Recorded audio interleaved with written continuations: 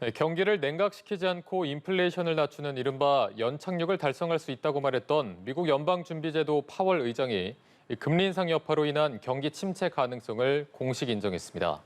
물가를 잡을 때까지 금리를 계속 인상하겠다고 밝히면서 추가 자이언트 스텝 가능성도 나오고 있는데요. 우리 경제에 미칠 영향과 전망은 어떨지 관련 내용 김대호 경제학 박사와 함께 짚어보겠습니다. 안녕하십니까? 네, 반갑습니다. 네.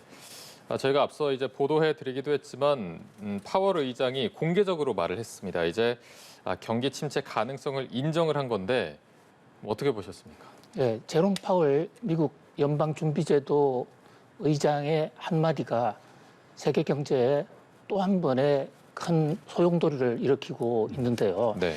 잘 아시는 대로 제롬 파월 이 연준 의장은 전통적으로 비둘기파, 그러니까 금리를 가급적이면 좀 덜 올리려고 하는, 그러면서도 고용을 증대시키려고 하는 비둘기파였었습니다. 그런데 이 제롬 파월 연준 의장의 지난 간밤의 발언은 비둘기파에서 매파로 급격하게 변화하는 것이 아닌가라는 이런 추측을 이제 낳기에 충분했는데요. 제롬 파월 연준 의장은 틈 있을 때마다 아무리 금리 인상을 하더라도 미국은 연착륙을 할 것이다. 연착륙이라는 게 영어로는 소프트 랜딩입니다. 비행기가 하늘에 떠 있다가 그것이 내려가려고 하면 활주로를 아주 스무스하게 안전하게 착륙을 한다 이런 얘기인데, 그렇게 되면 경기 침체 같은 거는 올 수가 없거든요. 연착륙을 할 수 있다고 장담을 했는데 간밤에는 이 상원 의원들의 질문에 자칫 잘못하면 리세션이 올 수도 있지 않느냐, 영어로는 possibility of recession이라고 그랬습니다. 리세션 가능성. 거기에 대해서 certainly yes, 실제로 그렇다, 확실히 그렇다라고 얘기를 했거든요. 자, 이제 이런 대목은 거꾸로 얘기하면 제롬 파월 연준 의장이 미국이 경기 침체가 오더라도 더 강력한 금리 인상을 하겠다라는 그런 강력한 긴축의 의지로 받아들여지고요. 또 하나 측면에서는 금리 인상을 하다가 자칫하면 미국 경제가 침체가 오는 것이 아닌가. 실제로 20년 전에 당시 클린턴 대통령 시대 때도 물가를 잡기 위해서 금리를 마구 올렸습니다. 그러다가 금리를 올리는 과정에서 경제가 무너지니까 당황한 연준이 또다시 금리를 내리는 우왕좌왕하는, 그것을 흔히 경제학에서는 샤워실의 바보, 찬물 틀다가 물이 너무 찹다고 해서 확 틀어서 또 뜨거운 물 나오고 뜨거운 물 나니까 다시 찬물 돌리는 이른바 샤워실의 바보 이론으로도 교과서에도 올라와 있습니다만은, 그만큼 제롬 파월이 좀 오락가락하는 행보, 이것은 그만큼 자신이 없다는 것이 아닌가, 이래서 세계 경제가 좀 더 불안해하고 있는 그런 상황입니다. 네, 지금 파월 의장 같은 경우는 미국의 통화 정책을 이끄는 수장이기 때문에 그 발언의 중요성, 무게가 더 실리고 있을 텐데 이렇게 입장이 조금 바뀌게 된 이유가 있을 것 같은데 그 이유는 좀 어떻게 분석하십니까? 그렇습니다. 지금 미국 통화정책의 수장이라고 말씀을 하셨는데요. 그렇습니다. 그런데 사실 그 영향력 면에서는 미국을 넘어서서 전 세계 경제에 아주 절대적인 영향력을 행사하기 때문에 흔히 이제 경제계에서는 연준 의장을 가르쳐서 세계의 경제 대통령이다, 이렇게도 표현을 하기로 하죠. 네. 왜 연방준비제도 의장이냐, 뭐를 준비하느냐, 이것은 통화를 가져갔을 때 언제든지 금을 보장해 줌으로써 금태환 제도 시대 때 그만큼 연준은 안전하다, 이런 상징이거든요. 네. 연준의 정책은 뭐 바로 연방준비제도란 말에서 나오는 대로 항상 견실하고 또 믿음성, 신뢰를 생명으로 합니다. 그런 제롬 파월 의장의 발언이 연착륙에서 리세션으로 바뀌었는데 본인 스스로 리세션을 앞장서서 얘기하려고 한 것은 아닌 것 같은데, 상원 의원의 질문에 가능성이 확실히 있다라고 얘기한 것은 현재 그 자이언트 스텝을 해도 금리가 잘 안 잡힌다. 그러니까 자이언트 스텝을 6월 달에 했습니다만 7월 또 그 이후에도 추가로 해야 되는 것이 아닌가라고 제롬 파월 연준 의장조차 좀 불안해하고, 그렇게 강력하게 금리를 인상을 하면 경기가 좀 다운되는 것은 그것은 뭐 경제학의 상식이거든요. 그런데 한 가지 여기서 우리나라하고 미국에 조금 인식 차이가 있는 게요. 우리나라는 경기 침체라고 이렇게 번역을 하는데 저는 제롬 파월은 침체라는 얘기로 하지는 않은 것 같습니다. 그러니까 리세션이라고 했거든요. 리세션이란 말은 경기 후퇴를 얘기합니다. 한 2분기 동안 성장률이 둔화되는 이런 현상을 얘기하는데 침체로 가려면 스태그네이션 정도로 가야 되는데 우리나라는 스태그네이션과 리세션에 대한 구분을 잘 하지 않기 때문에 한국에서는 그냥 침체로 받아들이는데 어쨌든 경제가 생각보다 더 빨리 냉각될 수 있다라는 그런 우려가 이제 금리 정책을 실제로 하다 보니까 제롬 파월이 체감으로 이래 느꼈다. 그리고 앞으로 또 금리 자이언트 스텝을 더 할 수 있는데 그때 시중에서 금융시장에서 너무 충격받지 마라. 내가 좀 미리 제롬 파월 연준 입장에서는 리세션의 가능성을 예고하는 것이 앞으로의 충격을 줄일 수 있는 것이다. 이렇게 판단한 것으로 보입니다. 네. 그리고 파월 의장이 이런 말도 했습니다. 인플레이션이 안정화됐다는 그 뚜렷한 증거가 보일 때까지 금리를 계속 올릴 것이다. 여기서 뚜렷한 증거 어떤 게 될 수 있을까요? 2%입니다. 그러니까 미국은 현재 거시경제 여건을 종합적으로 감안할 때 미국의 물가도 구체적으로는 PCE라는 물가인데요. 소비자 물가 지수가 아닙니다. 미국은 PCE 물가 지수를 더 중심 지표로 쓰거든요. 이 PCE 물가 지수가 2%가 되는 것이 가장 이상적이다. 그것은 성장도 어느 정도 유지하면서 물가도 안정되는 이른바 경제학에서 말하는 두 마리 토끼를 다 잡는 이상선을 물가 2%로 보고 있습니다. 지금 미국의 PCE 물가 지수가 7%, 소비자 물가 지수는 8.6%까지 올라가 있지 않습니까? 네. 지금 그래픽에 보시다시피 식품 물가는 그보다 더 높은 11%까지 올라가 있는데요. 이것을 전체적으로 2% 정도가 되도록 계속해서 금리를 올릴 수밖에 없다. 그런 면에서 미국의 금리는 현재 연준이 점도표에서 예고한 것은 올 연말까지 3.4% 정도로 올리겠다. 현재 미국의 연준의 기준 금리가 1.50에서 1.75거든요. 네. 그러니까 앞으로도 약 2%포인트를 더 올릴 수 있다. 더 올려야 되고 또 내년에도 거의 4%까지 그리고 올해와 내년에 계속 올려야 2%의 물가 안정 목표를 달성할 수 있을 것이고 그때까지는 금리 인상 기조가 계속된다. 다만 그 상승 속도는 금리 인상의 속도는 물가가 아마도 이번 3분기 가을에는 정점은 넘었을 것으로 보입니다. 그러면 현재 0.75%에서 조금 지나면 0.50%로 좀 더 지나면 0.25%로 서서히 그 인상폭은 줄이겠지만 당분간 금리 인상 시대는 계속될 것 같아. 이런 것을 확실히 어떤 예고했다. 이렇게 볼 수가 있습니다. 네. FOMC 정례회가 7월에 또 있지 않습니까? 그렇습니다. 그때 이제 또 자이언트 스텝을 또 한 번 단행할 가능성이 있다 이렇게 나오고 있는데 어떻게 전망하십니까? 그렇습니다. 6월 달에 FOMC 그러니까 연방공개시장위원회 저게 우리나라 금통위 같은 곳이고 금리를 결정하는 곳인데요. 거기에 의장도 제롬 파월입니다. 이 제롬 파월 의장이 6월 달에 자이언트 스텝의 0.75%포인트의 금리를 인상한 이후에 기자회견에서 7월 달에는 0.5의 빅 스텝 또는 0.75%의 자이언트 스텝 둘 중에서 하게 될 가능성이 높다. 이렇게 이미 얘기를 한 바가 있어요. 네. 그런데 최근에 시카고 선물거래소 CME 시장이라고 그러는데 여기서 투자가들이 직접 금융시장에 투자하면서 실제로 배팅을 하는 수준을 보니까 7월 달에 0.75% 쪽으로 인상할 확률의 거의 98%. 그러니까 거의 제롬 파월이 예단을 했던 미리 예고했던 0.5와 0.75 중에서 0.75% 자이언트 스텝 쪽으로 무게중심이 더 올라가는 그런 분위기가 역력하게 지금 감지가 되고 있습니다. 지금 확실히 고물가, 고금리 상황에 또 고환율 상황이지 않습니까? 지금 환율이 1,300원을 뚫고 연고점을 경신을 했는데 이렇게 환율이 급등한 배경은 어떻게 분석하십니까? 네, 지금 우리나라 입장에서는 가장 걱정되는 게 미국이 긴축을 하고 기준금리를 자이언트 스텝을 연이어 했을 경우에 달러 가치가 이 미국의 금리라는 게 미국 돈의 값이기 때문에 달러 가치가 오릅니다. 그렇게 되면 우리나라 돈 가치가 떨어져서 결국 우리 돈으로 미국 달러를 바꿀 때 적용하는 원 달러 환율이 올라갈 가능성이 있습니다. 좀 더 많은 돈을 내도 종전과 같은 뭐 1달러밖에 못 바꾼다 이런 얘기가 되는 것이죠.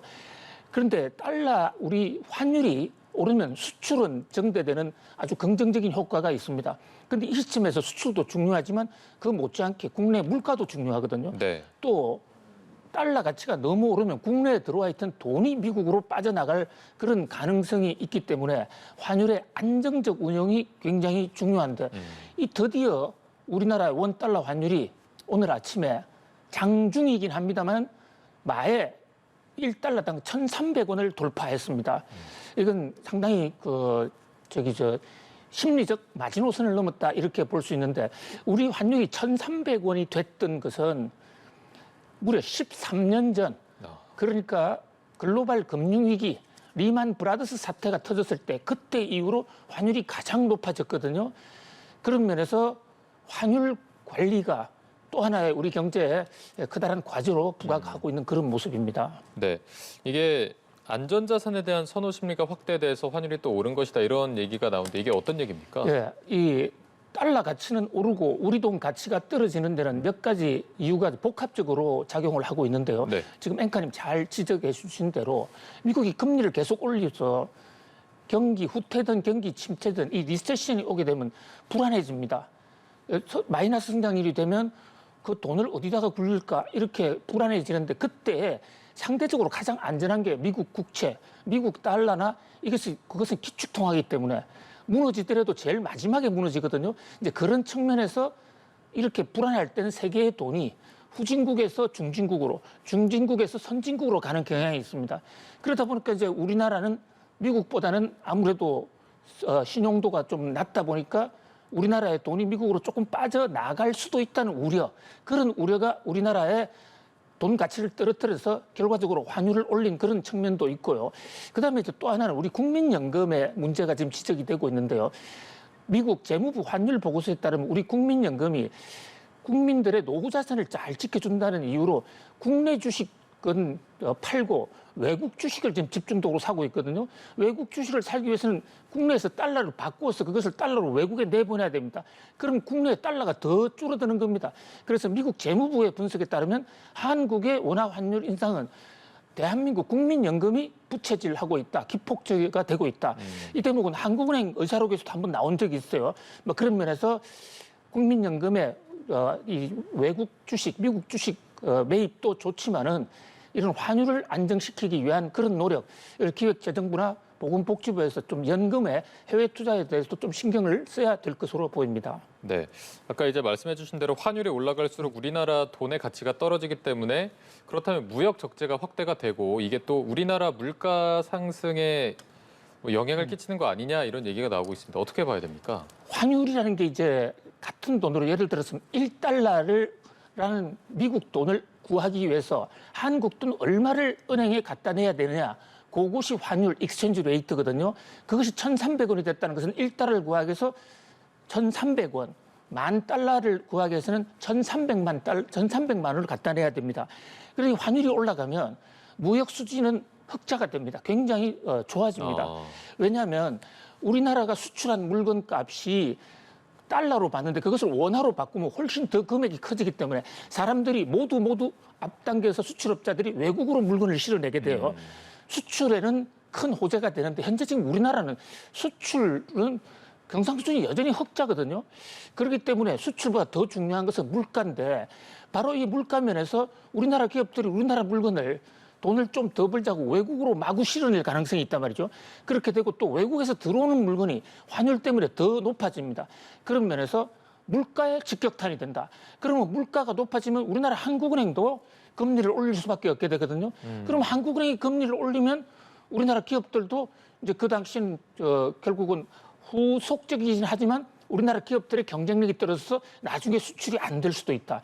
그래서 환율의 급격한 상승은 우리 경제 현 시점에서 가장 큰 아킬레스건이 될 수 있다. 뭐 정부도 환율의 급격한 상승을 막기 위해서 오늘 추경호 부총리가 환율의 급격한 변화가 있으면 정부가 적극 개입하겠다라고 일단 선언을 했는데요. 한번 두고 볼 현상인 것으로 보입니다. 네, 일단 우리나라도 물가를 잡기 위해서 또 기준금리 인상에 대한 얘기가 계속해서 나오고 있는데 지금 가계 빚이 굉장히 문제 아니겠습니까? 뭐 영끌족들이 폭탄을 맞았다 이런 얘기까지 나오고 있는데 금리를 올리면은 뭐 자영업자나 지금 빚 끌어다 쓴 사람들 그야말로 폭탄을 맞게 되는 상황인데 한국은행이 여기서 어떤 좀 입장을 취해야 될까요? 네, 바로 우리나라의 고민, 특히 한국은행 이창용 총재의 고민을 앵커님께서 딱 집어서 얘기를 해주신 것 같은데요. 우리도 물가를 잡아야 되고 또 미국과의 금리 차를 해소하기 위해서 우리 금리를 올릴 필요성이 상당히 점점 높아지고 있습니다. 네. 그리고 금리를 웬만큼 높이면 우리 물가 일시에 잡을 수 있습니다. 이를테면 상상을 해서 우리가 금리를 내일부터 100%를 금리를 한다. 그럼 물가 당장에 잡습니다. 그런데 그렇게 못하는 이유는 물가는 잡지만 그 반대축에 있는 기업 경기가 무너지는데 우리나라는 미국보다도 상황이 조금 더 안 좋습니다. 무슨 말씀이냐면요. 우리나라의 가계부채나 자영업자 부채가 굉장히 최근에 많이 늘어났거든요. 그런데 이 자영업자나 가게들은 갑자기 금리가 오르면 거기에 이자를 더 내야 되는데 이것을 감당할 담보 능력이 제한이 있어요. 그렇게 되면 한국은행이 물가를 잡자고 무턱대고 금리를 계속 올리면 다른 목적은 달성합니다. 물가 잡는 거, 또 미국과의 금리 격차 해소. 그런데 영세업자가 무너지고 이연끌했던 가게가 무너지면 그것 또한 한국 경제의 파탄으로 이어질 수 있거든요. 그래서 결국 두 가지를 균형 있게 다 잡아야 되는데 한꺼번에 두 개를 완벽하게 다 잡는 그런 마법의 지팡이는 경제학에는 없습니다. 그러니까 결국은 정책의 무게중심을 어디다 둘 것이냐. 물가를 얼마나 잡고 또 경기 침체를 얼마나 방어하고 이 두 가지의 조화, 이 두 마리 토끼를 어떻게 슬기롭게 다 품에 끌어안을 것인가. 이것이 정부와 한국은행 이창용 총재의 지금 가장 큰 고민이다. 이렇게 말씀드릴 수 있겠습니다. 네, 이렇게 듣기만 해서는 해법이 있나 싶을 정도로 굉장히 어려운 상황인 것 같은데 박사님께서는 지금 이런 상황에서 좀 어떤 해결책이 나와야 된다고 보십니까? 답이 없는 것 같습니다. 물론 경제가 이래 그동안의 역사적 경험을 보면요. 이보다 어려운 때가 훨씬 더 많았습니다. 그래서 뭐 이런 경제적 외생 변수에 의한 경제난에 뭐 경제가 쉽게 흔들리거나 무너져 너무 공포감을 가질 필요는 없고요. 특히 우리나라 성장 시대에는 물가가 이보다 훨씬 더 높았습니다. 지금 연세 드신 분들은 다 생각할 수 있을 거예요. 자, 이 가운데서 물론 이제 가장 중요한 것은 우크라이나와 러시아의 전쟁이 해소돼서 국제 유가가 떨어진다면 한국 경제에 대반전이 올 수도 있습니다. 그런데 그것은 우리가 마음대로 좌지우지할 수 없는 거지 않습니까? 그런 면에서 우리 정부 입장에서 가장 신경 써야 될 것은 바로 정책의 조화입니다. 금리를 올려서 물가도 잡고 또 경기 침체도 야기하지 않고 두 마리 토끼 어느 정도는 동시에 잡아야 되고 그것이 정책의 묘라고 볼 수가 있고요. 또 공급난 문제, 지금 물건이 제대로 돌지 않아서 물가가 오르는 측면, 이 부분은 정부가 행정력을 총동원해서라도 좀 물가에 어떤 이 최선을 정책의 우선순위를 둘 필요가 있다. 특히 국제적으로도 물건이 부족할 것으로 예상되는 걸 선제적으로 미리 확보를 한다든지 그런 노력이 필요할 수 있다. 그 밖에도 그동안의 예비비라든지 각종 그 국가의 비축 물량 이런 것도 적절히 조절하는 그야말로 매일같이 지금 청와대에서 그렇게 하고 있습니다만은 경제 상황팀을 만들어 놓고 하루하루 상황 또 중장기 계획까지 같이 펴나가는 전력 투구 전방위 대응을 해야 할 것으로 보입니다. 네, 알겠습니다. 자, 저희가 부동산 얘기도 좀 해보도록 하겠습니다. 이제 다음 달부터 가계대출이 확 바뀐다는 얘기가 나오고 있습니다. 지금 보니까 주택 등록 임대 사업자도 상생 임대인의 혜택을 동일하게 받을 수 있도록 하겠다 이런 내용이 나오고 있는데 이게 어떤 혜택을 받을 수 있는 건가요? 예, 이게 8월 달에 전세 대란이 올 것에 미리 대비하자는 건데요. 네. 2년 전 2020년 8월 달에 국회에서 임대차 3법이라는 것을 통과시켰습니다. 그중에서 문제가 되는 것이 계약갱신 청구권 제도라는 건데요. 2년 이상을 더 연장을 해주면서 5%를 인상하지 못한다. 이래 됐거든요. 근데 그 만기가 돌아오는 거예요. 2년이 됐기 때문에. 네. 근데 이번에는 그 전의 2년과 합치면 4년이 됐기 때문에 이제는 나가거나 아니면 새로 계약을 맺어야 됩니다. 그러면 2년 전에 제대로 그 돈을 받지 못했던 전세금을 올리지 못했던 임대인 입장에서는 그 못 올린 돈을 한꺼번에 이번에 만회하려고 하는 심리가 작동할 것입니다. 그렇게 되면 8월 달에 전세금이 급격하게 오를 것이다. 그런 우려가 많이 있어 왔었습니다. 네. 그래서 정부가 이것을 선제적으로 대응을 이제 하기 위해서 만약에 기간이 왔는데도 불구하고 착한 임대인 5% 이내로만 올려주면 더 올릴 수 있는데도 낮춰준다면 그 사람이 가지고 있는 부동산에 대해서는 부동산을 팔았을 때 그 2년 이상 실제로 거주를 해야만 1주택 양도세 면세 혜택을 주거든요. 네. 이것을 본인이 2년을 살지 않아도 선한 일로 임대를 싸게 줬으니까 2년 사랑으로 인정해 주겠다. 이제 이 대목에서 많은 이 임대인들이 만약에 정부의 이번 당근 정책에 따라서 그 전세금을 덜 올린다면 전세가 대란을 어느 정도 막을 수 있지 않냐, 정부는 이렇게 기대를 하고 있습니다. 양도소득세에서 이제 세금을 물지 않겠다, 비과세 혜택을 주겠다. 지금 뭐 착한 임대인, 상생 임대인 이런 말이 계속 나오고 있는데 이게 전월세 시장에 실질적으로 주는 영향이 있습니까? 그게 얼마나 많은 사람들이 결국 착한 임대인의 대열에 참여하느냐. 뭐 전부 다 착한 임대인의 대열에 참여한다고 그러면 전세값은 5% 이내로 억제가 되겠죠. 그런데 이제 문제는 양도세의 경우에 아예 1가구 2주택이어서 양도세 대상이 아닌 사람들은 이번 대책과 별로 관계가 없고요. 또 이제 일부에서는 나는 집을 당분간 팔지 않을 거야. 나는 전세금을 더 얻는 게 더 중요하지. 집을 팔지도 않는데 무슨 양도세냐. 이렇게 얘기하고 집값을 올리는 사람들이 있을 것이기 때문에요. 네. 그게 어느 만큼의 비율로 나타날 것인지는 앞으로 두고 봐야 되겠습니다만은, 그러나 그럼에도 불구하고 무작정 전세 가격이 임대차 3법의 후폭풍으로 무조건 오를 것이다라는 그 대란의 폭풍을 잠재우는 데는 상당한 효과가 있을 것이다, 이렇게 봅니다. 네, 항상 이게 어떤 제도가 시행이 되면은 그 반대되는, 악용하는 사례가 나오지 않습니까? 뭐 갭 투자 같은 투기가 조장될 수 있다는 우려, 이런 것도 나오고 있는데 여기에 대해서 정부가 또 보완책 같은 게 있을까요? 그렇습니다. 바로 그 대목이 또 하나의 문제인데요. 그러니까 앞으로 새로 계약을 이제 맺게 되면 5%만 올리면은 양도세의 2년 거주 조건을 면제해 준다, 이러면 임대인과 임차인이 짜고 일단 계약을 맺은 다음에 좀 이따가 내보내면 됩니다. 그리고 그 임차인에게 보상을 해주고요. 이런 것을 막기 위해서 정부는 이번에 계약만 기준이 아니라 실제로 2년을 산 거, 그것까지 보고 양도세 면제 혜택을 주겠다, 이런 대책을 하나 냈고요. 또 하나는 지금 집이 없는 사람이 갭 투자를 해서 전세를 끼고 집을 사서 그 임차인, 임대인이 합의를 해서 한 번 더 계약을 맺는 것처럼 해서 5%만 올린다.